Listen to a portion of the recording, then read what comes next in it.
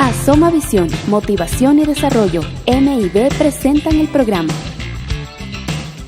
Respuestas a preguntas que incomodan. Con el tema El canon del Nuevo Testamento, parte 1. Bienvenidos y bienvenidas una vez más a este su programa Respuestas a preguntas que incomodan.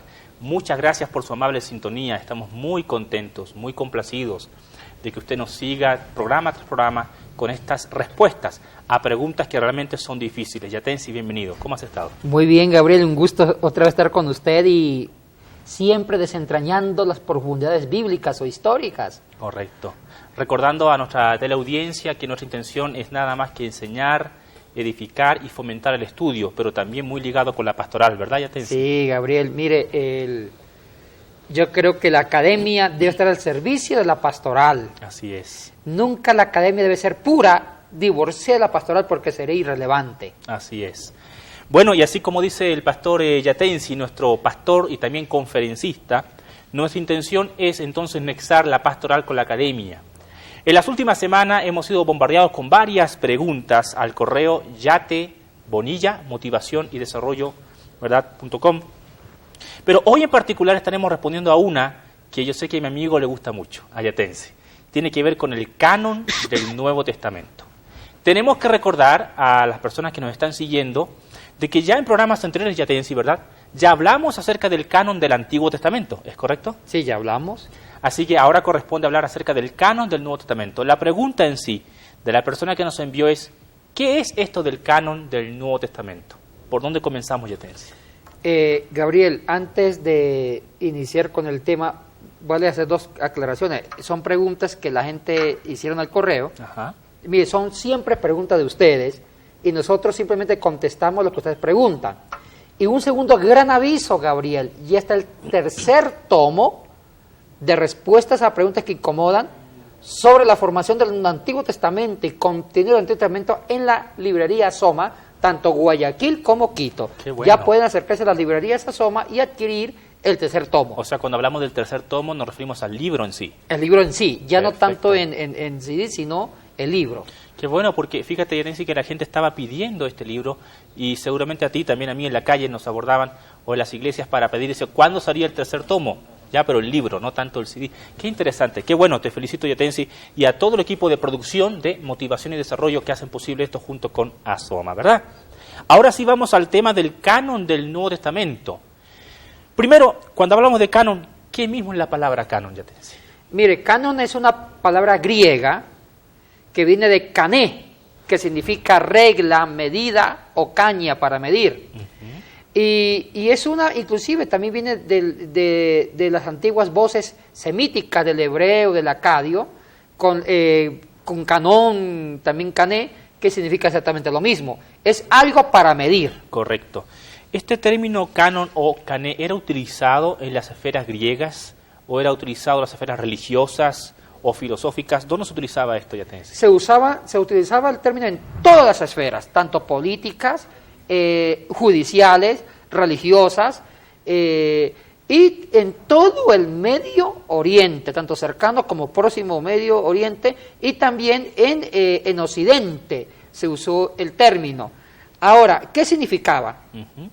En el término se usaba en las antiguas cortes orientales para indicar una ley, o sea que canon, cané significa una medida legislativa, se usaba en concepto de derecho para significar una regla que tenían que observar para no estar al margen de la ley. O sea, era como sinónimo de una ley, de una legislación. Este cané, Yatensi, no se podía utilizar en la conducta, en la parte moral. También, sí. En el antiguo derecho penal de los persas, de la Mesopotamia, inclusive de la cultura hebrea, era como una medida que tenían que ajustarse para no estar fuera de la norma ética. O sea, era como una norma ética moral y también era penalizada los que estaban fuera del cané, de la medida, del canon. Correcto. Pero me parece que estamos llegando a algo muy claro respecto a la definición o a la etimología de la palabra canon, ¿no? Cané. Pero ¿cómo anexamos esto con canon del Nuevo Testamento? ¿Qué tiene que ver lo uno con lo otro, Yatensi? Bueno, ya cuando aplicamos el término cané o canon al Nuevo Testamento, quiere decir los libros que están dentro de la medida inspiracional, Ajá. los libros que Otra se vez. ajustan a la revelación, los libros que están en la medida de los libros inspirados, los que se ajustan a la palabra inspirada de Dios. Eso es el canon del Nuevo Testamento. ¿Quién fue el primer teólogo o padre de la Iglesia que utiliza el término canon para atribuirlo a los libros inspirados? Mire, Gabriel, y usted también es un gran historiador y enseña historia, el tema del canon fue un proceso largo, Y tedioso. tedioso, complejo, hasta con tendencia política. Ahora, cuando se escribieron los 27 libros del Nuevo Testamento, no quiere decir que apenas que se escribió un libro ya estaba canonizado. Eso es importante señalar para los amigos que nos están viendo, ¿no? Porque a veces pareciera de que uno lee los libros del NT, del Nuevo Testamento, y que inmediatamente fueron escritos por Marcos, por Mateo o por el apóstol Pablo u otros, de una vez circularon por las iglesias y fueron aceptados de buenas a primeras, pero al parecer no fue así, ¿verdad? ¿No? Fue un proceso que también se sumaron circunstancias históricas. Las circunstancias históricas ayudaron a canonizar los 27 libros. Ahora, cuando se empezó a ver a los libros como inspirados, Primero, Yatensi, libro inspirado. ¿Qué es esto de inspirado? Expliquemos a la audiencia. bueno, inspiró significa que el mismo Dios intervino en el contenido del libro. O sea, que lleva el sello divino de la revelación. Los 27 libros entonces del NT o del Nuevo Testamento son inspirados por Dios. Sí. Siga, Yatensi. Ahora, Gabriel, mire, voy a decir algo increíble, pero es algo que está de acuerdo a la verdad. Cuando Pablo escribió las cartas, él se murió sin saber que sus cartas iban a ser consideradas dentro del canon del Testamento y cartas inspiradas. Bueno, el apóstol Pablo murió, ¿verdad?, en el 68 o 69 después de Cristo. ¿Sí? Pero ya el canon me parece como tal, los 27 libros inspirados, es recién en el siglo IV, siglo V, me parece, ¿no? ¿De acuerdo? Ahora, ¿cuál fue el proceso histórico que se usó o que contribuyó a la canonización de los 27 libros del Nuevo Testamento? Primero, se hablan de evidencias externas. Eso es importante que la gente que nos está escuchando pueda anotar o estar muy atento, ¿no? Lo que tú vas a mencionar es cuáles son las características para que un libro sea considerado Sí. inspirado o canónico. Sí. Primero, Bueno, evidencias. hablemos de 4 grandes características o 4 grandes circunstancias que contribuyeron a la canonización de los 27 libros. Primera circunstancias o característica que contribuyó, una evidencia externa de inspirado, que haya sido citado por los grandes doctores de la Iglesia a través de la historia. O sea, que haya tenido un uso académico y reconocido por los famosos padres de la Iglesia. ¿Quiénes fueron los padres de la Iglesia, Gabriel? Los discípulos de los apóstoles. Así es.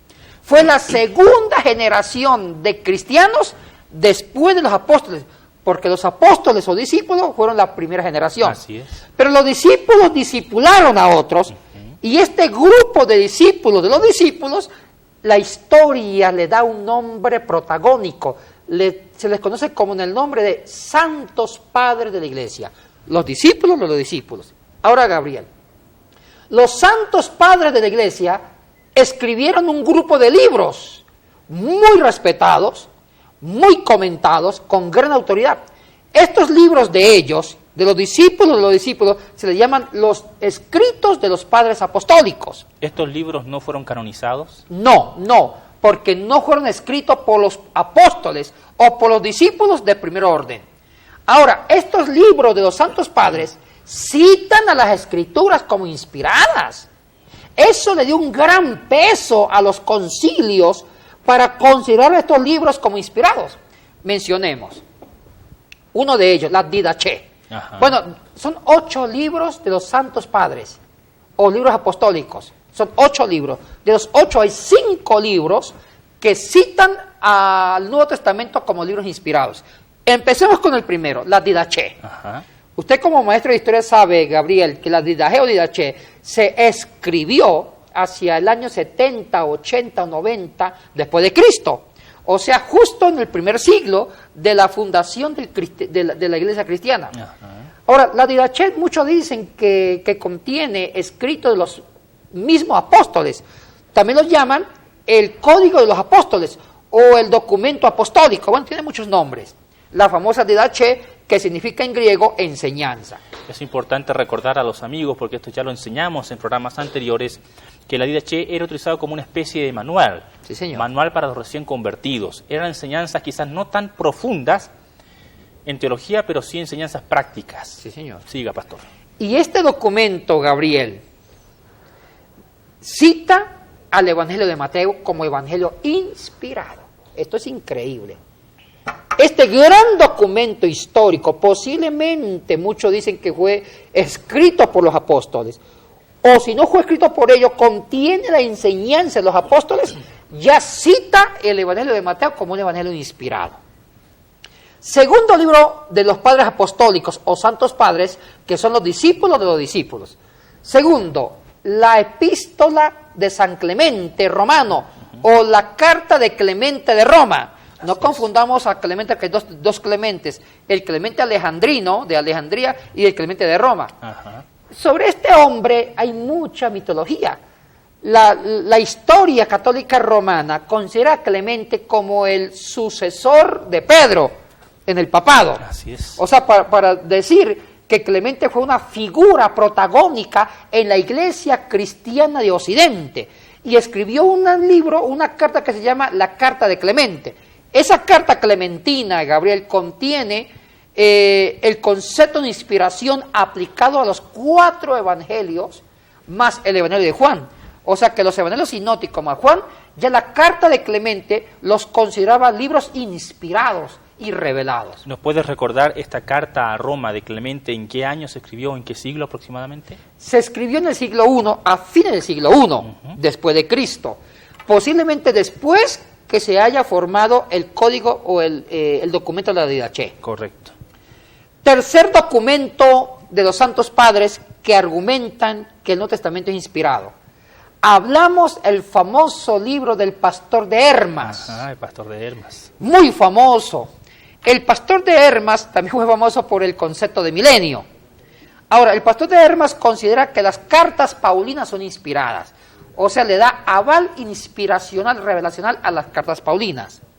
Y el pastor de Hermas se ubica más o menos un documento escrito posiblemente hacia el siglo II después de Cristo. Pero este pastor de Hermas o este libro de pastor de Hermas avala todas las cartas de Pablo. Todas. O sea, las 13 cartas paulinas. Inclusive Gabriel, él considera la carta a los hebreos como una carta paulina. Ahora la erudición actual ya no considera la carta a los hebreos como carta paulina. Ajá, así. Entonces, ese es y uno de los argumentos que se usó por muchos siglos, un argumento para fundamentar la autoría de Pablo sobre la carta a los hebreos, fue citando al pastor de Hermas. Así es. Cuarto documento de los santos padres, que es muy importante, la epístola de Bernabé. La epístola de Bernabé, escrita posiblemente hacia alrededor del siglo II después de Cristo, donde argumenta que las cartas paulinas con los evangelios son libros inspirados y revelados directamente por Dios. Entonces ya con Didaché, con Clemente, con Hermas y con Bernabé están hablando los 4 evangelios más todas las cartas de Pablo, pero faltan las otras, las cartas petrinas de Pedro, las cartas de Santiago, por ejemplo. ¿Qué hacemos con esas?